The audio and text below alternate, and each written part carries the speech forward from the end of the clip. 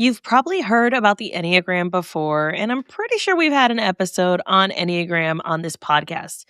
But today we're going deep into each and every one.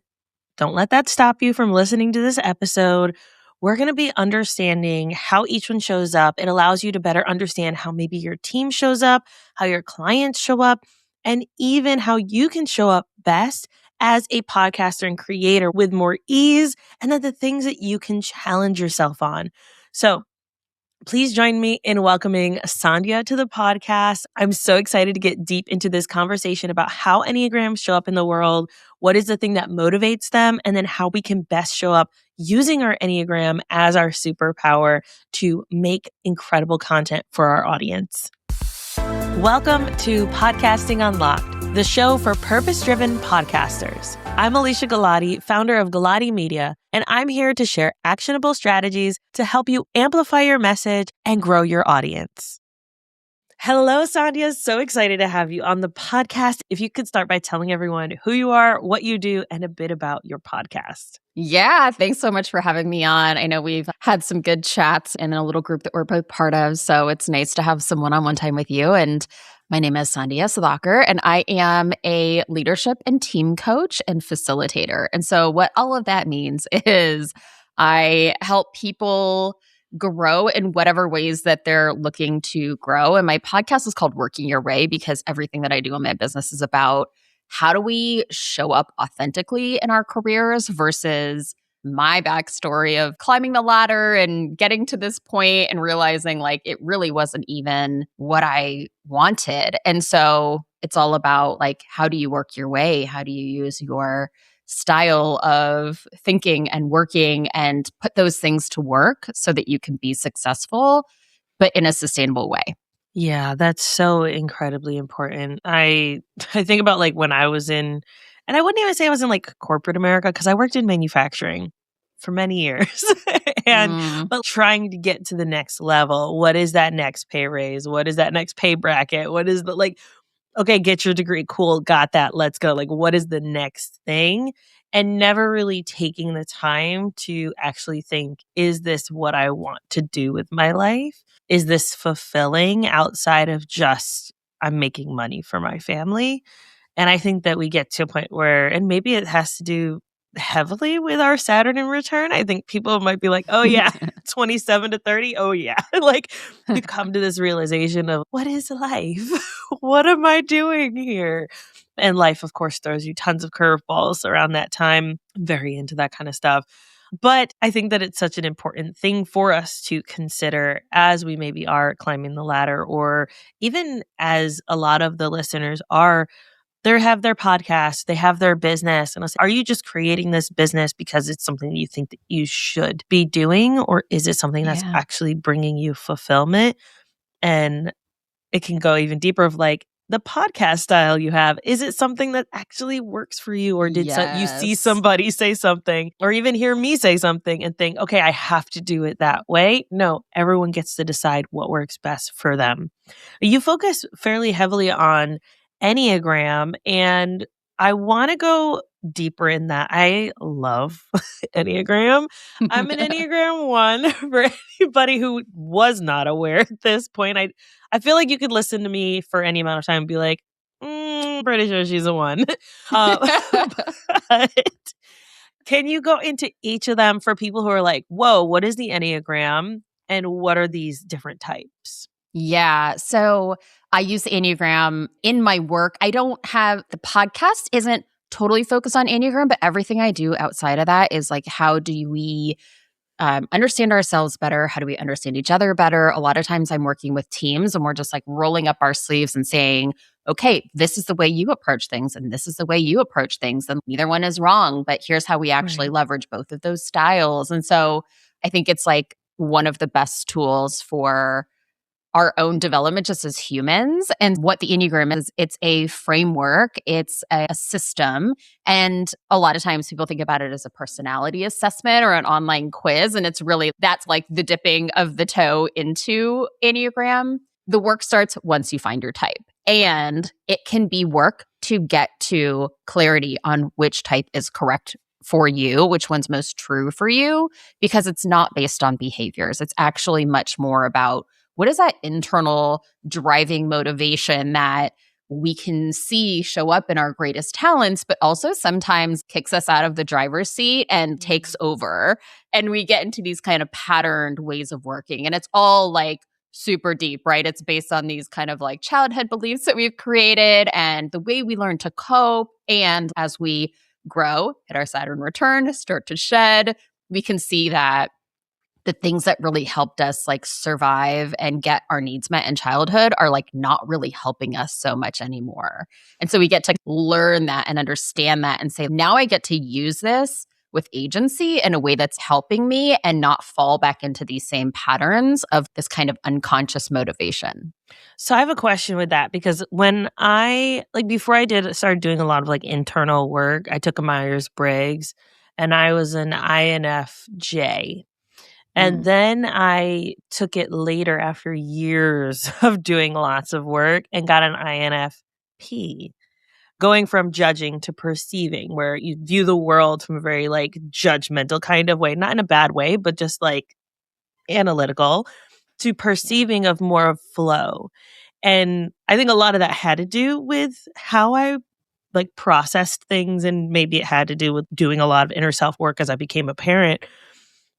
But I'm curious, have you noticed Enneagrams changing from maybe before Saturn return to after, or before doing a lot of internal work to after? Yeah. So your Enneagram type doesn't change. And again, I think any framework is use it for however it's helpful for you. But with the science and the structure of the system, your type doesn't change. But your type is a set of motivations and fears and desires. Your type is not how you behave, right? The behavior, how we show up, how we interact with people, our good habits, our bad habits, those are like how our motivations manifest themselves into behavior. Okay. Those things do change because we grow, right? We like bump up against things. We maybe experience more trauma in our adulthood, or we are in a relationship that like sheds a light on things and we go to therapy, we work on it. And so our behavior shifts, but it's like thinking about it as there's the seed that's in there for an Enneagram type 1. It's I need to be right. I need to be correct. I need to be free from criticism. And so I have to do everything perfectly. And that motivation can look like having a really strong inner critic when our ego kind of takes over, or it can look like I can see how everything can be improved and I can put that strength to work. And so there's this like range of how we express the motivation. And that's what changes as we grow and evolve and shed some of the stuff that we needed. Okay, that definitely makes sense. And that's why they have like how it shows up in unhealthy ways. Where if you go deeper into your Enneagram, they're like, this is the unhealthy way that it shows up. Here's the healthy way that it shows up. And yeah, if someone has a team, I highly recommend doing teamwork with Enneagram, because I have a small team. It's me and two other women. And when we did our Enneagram like team, and like the facilitator explain how we like best to show up, or the things that maybe hang us up, it allowed us to come and support each other so much better, and to better understand how the other person might view things, or might need support, or might not need support. And maybe I was being overbearing in my type 1, right? Like just to be able to better understand each other. So if anyone has teams, highly recommend go check out Sandhya or any other Enneagram people who facilitate these kinds of conversations, because it can be really helpful. So let's go through each of them and then dive into maybe some of the ways that it might support us as podcasters. Yeah. Okay. Well, start with yours because, it's number 1 and that doesn't mean it's the best. But if you want to believe that, that is okay. But no types are good or bad. And I think one of the things that I think is really important in Enneagram is like understanding also we have these like super layered, complex identities. And so types show up differently for, a cisgender white male in corporate than they might for a woman of color who's an artist. Like you might have the same Enneagram type and your behaviors are going to look very different. And so I like to talk about them in terms of like the core strength and the motivations behind the type versus really just the behavior. But Awesome. we'll start with type 1. And Type 1, I call it improvement oriented. And so this is a motivation, like I mentioned, to be good, to be right, to do things correctly, and to avoid criticism. And so what that can look like is always seeing what can be better, but it can also look like always seeing the mistakes, both in yourself or in others. And so there's this like real evaluative, like everything can be reformed and improved, and like a striving for perfection in that. Definitely makes sense. You're like, and I'm that. Yes. Type 2 is relationship oriented, and sometimes they're called the helper or the giver. And really, these are folks who their core motivation is to be loved and to be needed and to be appreciated. And you can hear as I say these, like everybody wants to be good. Everyone wants to be loved. Everyone wants to be valuable.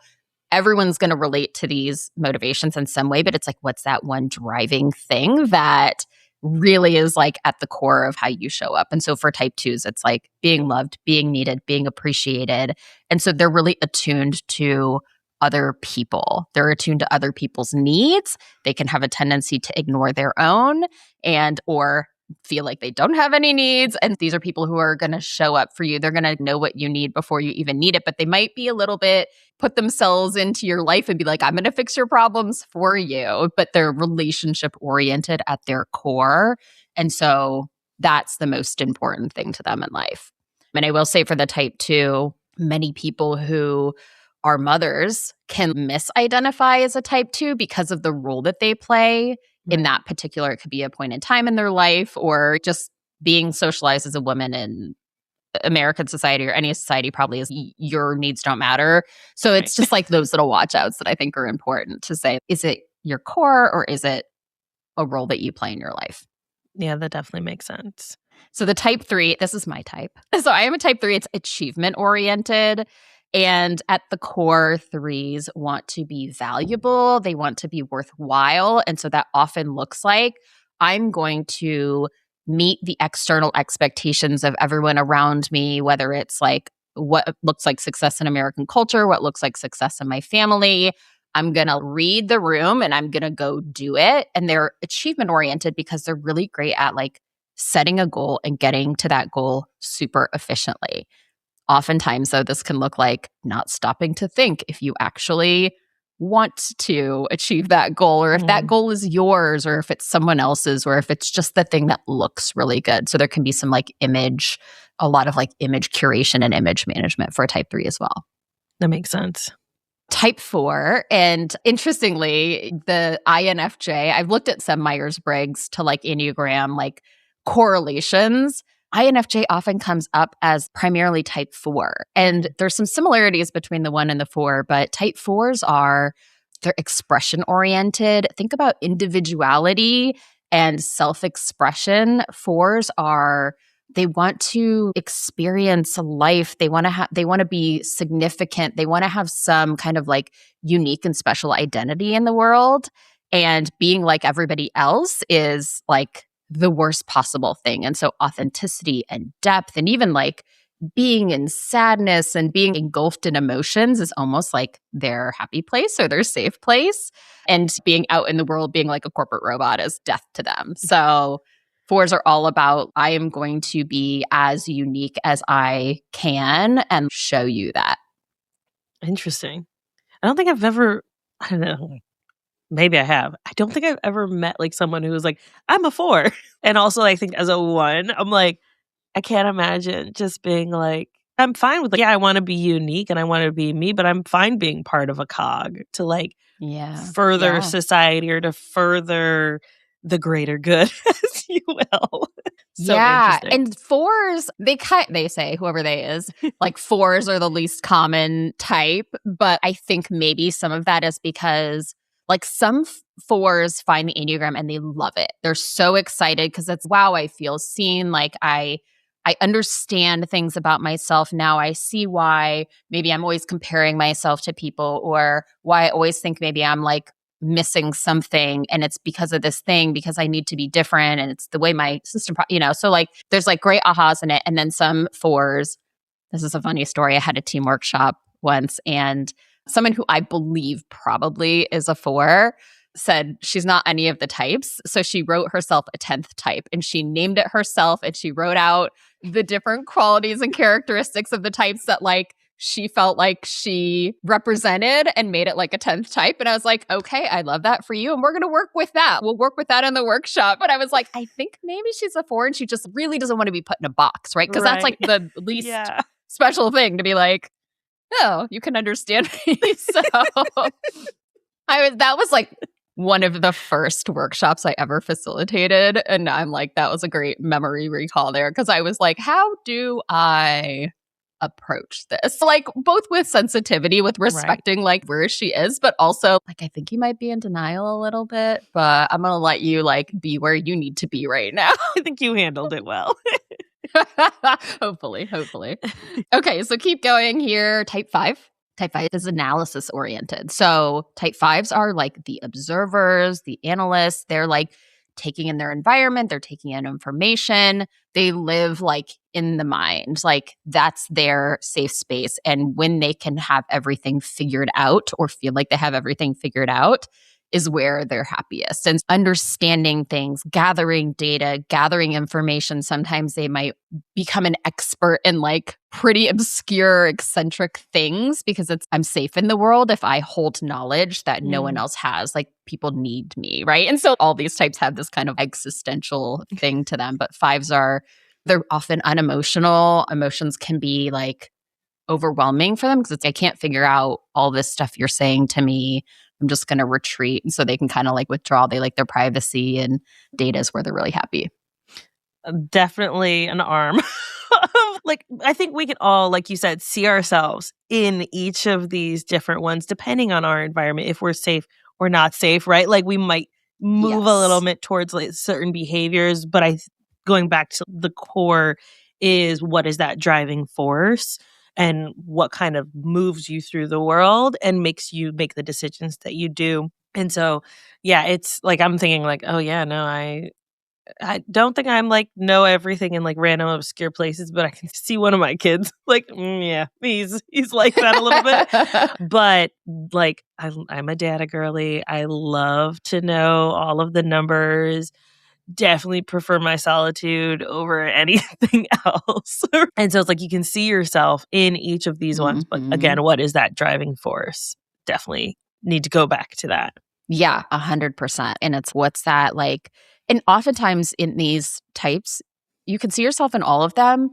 But if you look to your best moments and your like most challenging moments, that's usually where you can see one of these motivations really emerge. And it's like a couple layers down, right? It's I behaved this way. Why did I behave that way? Why is that? Why is that? Why is that? And it's, oh yeah.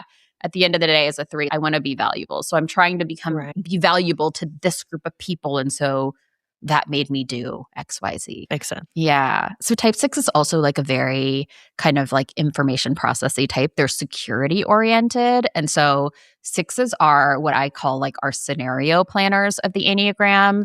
And really at the end of the day, like their core motivation is to be secure, find certainty, to be supported. And they will think through all of the risks that might happen in any given scenarios. I have a good friend who's a type 6 and we call her like doomsday, like because she is prepared for any like crazy or random thing that might happen when we go on vacation or whatever. She used to call all the embassies and make sure they know we were in a country when we would travel in our 20s. And it's like the like safety and security. And they're great at like cybersecurity and like airline pilots, right? People who need to check all the boxes and make sure all the risks are like covered. They've got scenarios A through F. And they're also like great at building networks and relationships and being really loyal in relationships because that's another thing that can keep us safe, right? If I think through all the things that might go wrong, and these things might go wrong, I got a guy for that. I got a girl for that. I got a person that can help me with that thing. And so they build these really great like safety nets of people, like a web of their network. That's my husband. Like, I don't think he's ever, because he's not into the tests like I am. But I'm like, but it's interesting. He's not to the extent of like your friend, like doomsday prepping, but I want to. Or he'll make these elaborate plans and my one can't handle it. I'm like, I'm literally cooking dinner. Why are we talking about a 5-year gardening plan right now? I Yeah. just cannot. Like, I just need to do this thing that I'm working on right now. But these are the plans I have and these are the things that I want to do. And it's interesting going back to what you said before, like, even though someone might be part of one, be a certain Enneagram, they could have a variety of different occupations, right? So he was a stay-at-home dad for 7 years. You wouldn't think that would be like a 6, but he had the security. He had the, like, I was taking care of all the things. And he Yeah. had a backup plan for the backup plan for the backup plan, that if anything went crazy, he could go back to, he works with like cars and stuff like that. So he could go back to that type of job if he needed to, and having that kind of fallback plan. So it's really interesting how you can see the different types in how they respond or what their motivation is. But yeah, that one is definitely my husband. Yeah. I love it when you can see kind of those things. And I bet he kept those kids very safe. Oh, yeah. So you could like really Yes. rest easy, like going out and doing your thing. Yep, always, yeah. He's like 5 steps ahead with taking anybody anywhere. So, yeah. That's exactly it, right? It's like I haven't even put my shoes on and you've already thought through like the route and where we're going to stop and all these Yep. other things that need to be considered. So, we love our 6s. So type 7 is possibility oriented. These are our like big ideas people. They are oriented toward like their core motivation is to be fulfilled, to have their needs met, to be excited, to be free. And so, if you're into astrology, I think you are. These are like our Sagittariuses of the Enneagram. It's don't rope me in. Let me think about all the ideas. I don't care, 6s. If it's possible, I'm just going to go think big and think about all the things. And so, they like to be happy. They like to feel good. They're like great people to have around when you need a pick me up. And like they avoid difficult emotions, difficult feelings, sometimes difficult conversations because of that desire to stay in the positive. Yeah, I have a team member who's a 7, and I think that the balance of the 1 and the 7 is really Yes. helpful, because I tend to be more rigid in my thinking, and she tends to be a little more possibilities of what about this or what about that, and expand how I think about things. And so I always like going to her with, here's what I'm thinking. Let me talk this out. And then she can help me redirect. But then I also have to keep that in mind for like team meetings where like we had our one on one. And I was like, our meetings are a little more elusive of talking about ourselves, talking about, and would you like them to be shorter? Can we like have a space where it's like quick 5 minutes, everybody's good, what's happening in life, because that's important to myself. And then Yeah. make sure that we're getting to the point and then wrapping it up, rather than, all right, we're done with the actual work meeting, let's chit chat. And she was like, yes. Like, I want to go do my thing afterwards. And so like that's why I Yeah. think it's so important to know the types of the people that you're engaging with, especially on a regular basis, because it allows you to support them better, but then also to express what it is that you might need from the other person and their type.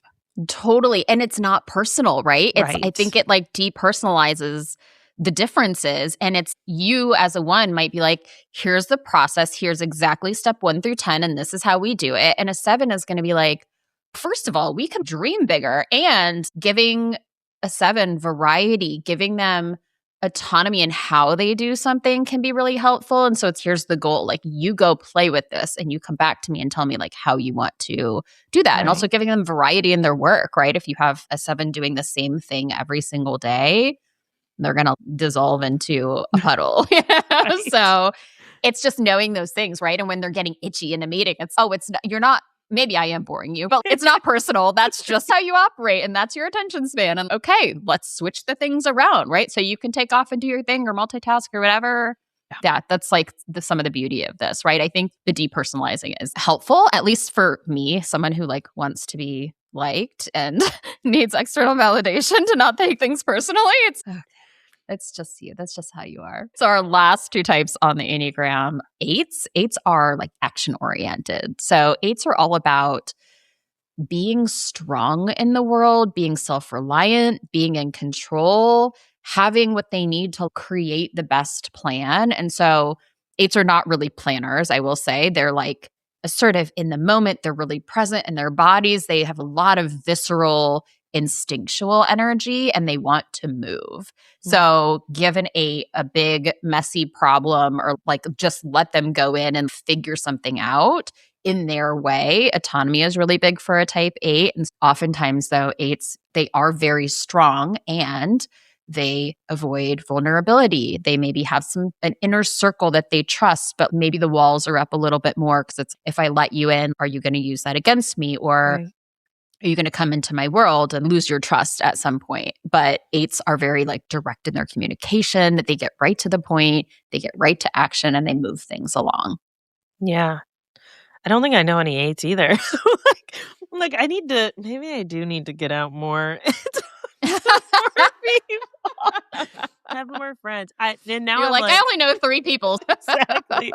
No, I think even thinking about the community that we're part of, it would be interesting, and it's a feminist podcasters collective for anyone who's interested.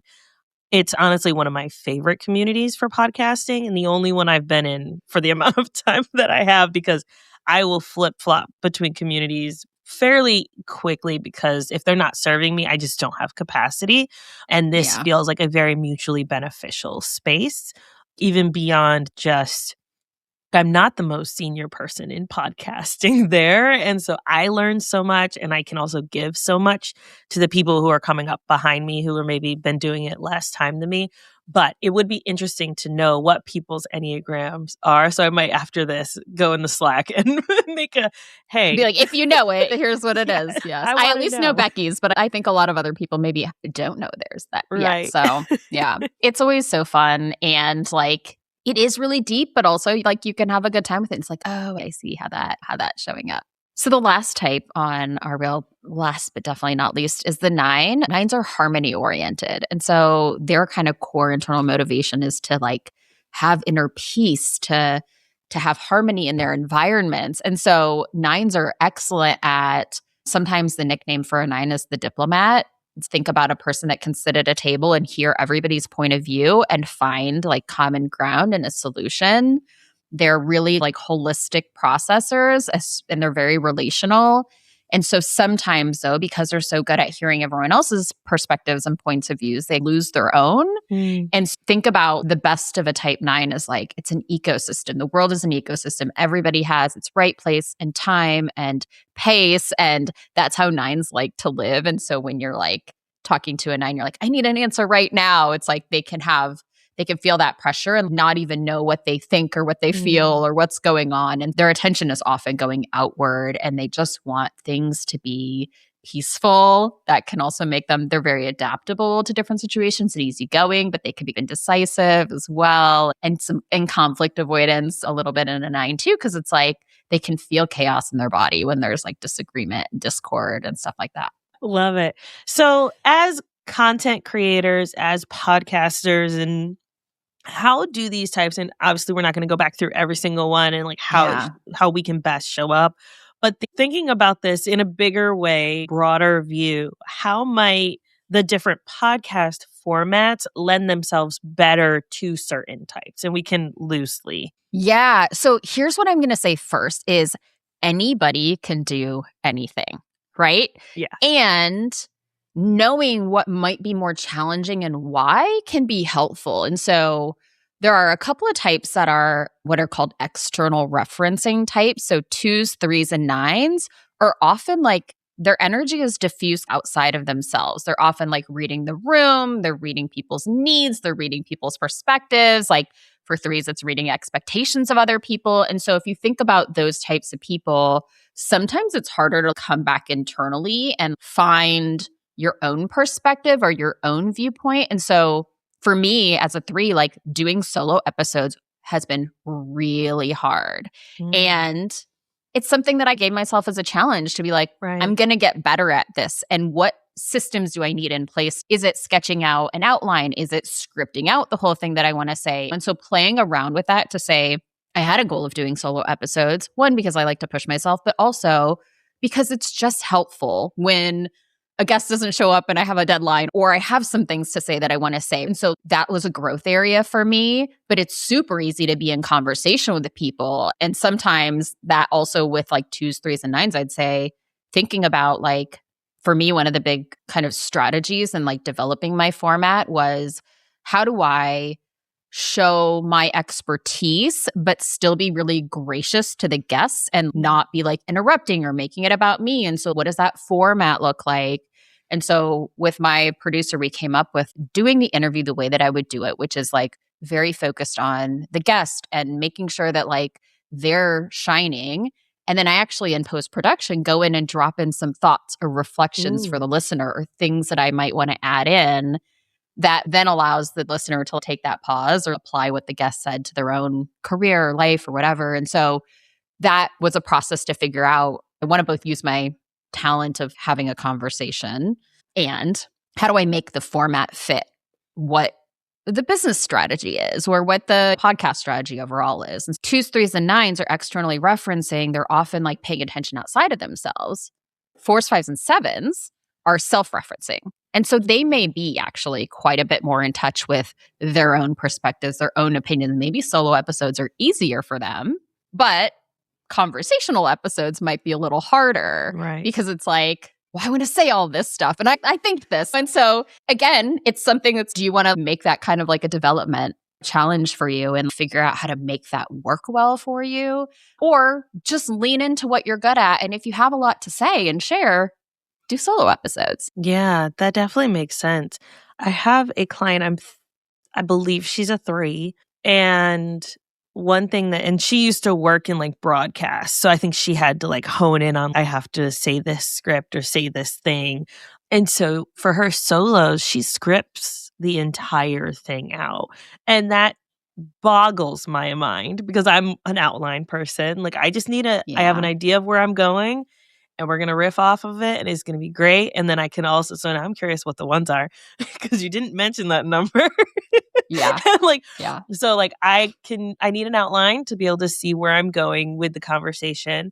But for guest ones, it's more discussion based of the back and the forth, almost thinking of it like it's a co-hosted conversation rather than a direct interview, because the idea of doing a direct interview, no. Like, it's not at all like how my brain is going to work because I'm not a news person. No, I want to get to know you and everybody else can just listen in. Yes, exactly. You're an observer in a conversation. That's what great podcasts are. Yeah. 1s and 6s and 8s they can go back and forth. So that's why they're not one or the other. For 1, there's oftentimes like, I think about it as when there's alignment. It's like you can feel in your body, like you can relax in your jaw, you can relax in your shoulders, like when things are in alignment. And when your inside is not aligned with your outside, that's where like 1s can be tense, right? Or get frustrated or irritated because it's like, this should be a certain way and it's not. And it's not matching. Outside is not matching inside. And so for 1s, I think about like, how do you lean into using that like talent you have around process, right? And maybe it's not even in the format, but it's in the back end of how you operate. This makes sense for your business, right? And so I think leaning into that talent is, this can be effortless, but like in a way that is actually amazing and would be really hard for someone else. And so let me make that really easy. So 6s, I would say like 6s have great networks. So that's a great thing to like leverage. And 6s can hold themselves up with some self-doubt or second guessing a lot of times. And so maybe it's just about doing the thing, right? Without planning it too much to get that kind of organic experience and push yourself in that way. And then 8s are like very centered. They know what they think and they know how they feel and they get right to the point, but like maybe getting out of the directness of communication and like practicing storytelling, like that's a growth area for an 8 to be like, let me elongate this like point I'm trying to make, because that's how humans learn, right? They learn through examples and they learn from the narrative of something versus you could probably have a 5-minute podcast from a type 8 and get a lot out of it. And I can't internalize that information unless you like explain it more, build some color and context around it. It's so interesting going right back to the sixes, because I have a client who's definitely a six. Like, she's told me she's a six, and definitely see that with her where I have to like nudge and push. That's why I say I'm like part podcast strategy producer and also like hype woman therapist sometimes. Life Like, coach. Yeah, right. exactly. Like we can do this. We're going to do this. We're going to get it done. Here's exactly what you're going to do. Let's go, to get her out of her head. And also understanding, as someone working with a six, sometimes I also just have to let her flounder a little bit to come up with what she wants to do next, right? Like, I can only guide so much to the point where, and I think that is like the understanding the internal, connecting with the external, this is matching or not. It has to get to a point where I'm like, I've pushed you as far as I can push you. And then now you have to decide, is this still the strategy that you want to do? And if it's not, that's okay, because you get to decide what you want to do. But yeah, I think it's so interesting, like seeing how each of these show up in those aspects. Yeah. And even just committing to trying one strategy, right? Like, Right. it might not be the perfect one. It might not be like, you may have 18 other ideas about what you want to do. And like, you don't know until you do it. Right. And so I think for that, but that's good coaching, right? It's like, you can't give people the answers, and you know that, right? 'Cause I know that your approach is do whatever you want. Let's just make sure it's right for you. Yeah. And people have to get to those answers on their own. Yeah. I had a conversation with someone last week. I had him on my podcast and I was on his podcast, and he set up a call and was like, so this is what I want to do to grow my show. And these are the things that someone get rich quick scheme told me, but that feels weird. What is available to me? And I was like, you're looking at 3 to 6 months of focus. And if your goal is to get clients from your podcast, this is not going to work. Like, this strategy, like what has worked in the past. And pretty much I gave him a non-answer. He wasn't happy about it. And he told me that. He was like, I wanted you to tell me exactly what to do. And I was like, I did, but it's going to take time. And that's not what you wanted to hear. And I understand that, right? Yes, exactly. I'm sorry, also not sorry. Like, podcasting, it can be so extremely rewarding in so many different ways. And I think that it's difficult, right, as business owners, because we want everything that we do to have an ROI, to have a tie to something. But sometimes it's just the ability to be able to express yourself. Maybe you're an external, whatever you said was the one where they like need to process externally. Maybe you're someone like that. And having a show is more therapeutic for you. It is a way to just have a conversation, to feel less alone. Or maybe you're someone who needs to I need to get all these things out of my head. Like, a podcast can just have that goal, and that's okay too. And then you can do other things that can lead to ROI. And so I think, thinking back to, we had a conversation with Natalie, episode 254. We'll make sure it's linked in the show notes. And she was talking about how podcasting is not the strategy. It is a part of your overall business strategy. And if we start looking at it in that context, and also integrating our personality type and our Enneagram, then it can help us show up better with less friction. And I think podcasting doesn't have to be hard. Like, you get to decide what it looks like for you. Yeah. I love that, though. I mean, I don't think podcasting is like ever going to be a quick fix. It's like you're in it for the long game. So if you don't like doing it, first of all, explore other ways maybe to do it in a way that does work for you, or just because someone said it's the best way to get clients, there are many ways to get clients. Right. So it's, if you could find some joy in it, right? Or for me, it's like, I love to have the conversations, but also having a deadline makes me get my thoughts out into the world without overthinking them, or like having to feel like I need to research everything before I post anything. And it's like, I just have to get my opinion out in the world, right? And my thoughts and perspectives out in the world. And it's helpful for that for me. So it's like, what will it help you do? How can it push you in a good way? And it's not the only way. Sandhya, this has been so much fun. I literally feel like I could talk to you for 5 more hours about all of this. So if people are like, yes, I need to listen to Sandhya's podcast. And again, your podcast is not entirely just about Enneagram. It's about so much more. So again, what is your podcast called? What is it about? Where can people find you, connect with you, get to know you? Yeah. So my podcast is called Working Your Way. It's on all the audio platforms and on YouTube. I do have a playlist, which I can send you the link for that, of Enneagram episodes. And it's everything from like the basics to some of my own like kind of understanding or like how I've evolved using the tool and things like that. And so there's like a number of different things in there. So you can find us on all platforms. The podcast overall is about navigating your career in a way that's authentic to you. And there are a lot of episodes that are like an astrology forecast for 2026 and like how to set an intention that just came out January 1st of this year. And so it's also about self-discovery, understanding yourself, knowing yourself. And my website is selfatwork.com. And so if there's a desire to explore your Enneagram type, do some work with teams, your team, or have any people that you think would be great referrals, please shoot me an email. There's a contact form on my website. So Awesome. And we'll make sure we have links for all of that in the show notes, and we'll get that playlist as well and embed that on the blog post for anyone who's looking on the blog post. We'll be able to have that for you as well. Sandhya, thank you so much for being on. This was so much fun. thank you for having me. It was a great time. Thank you.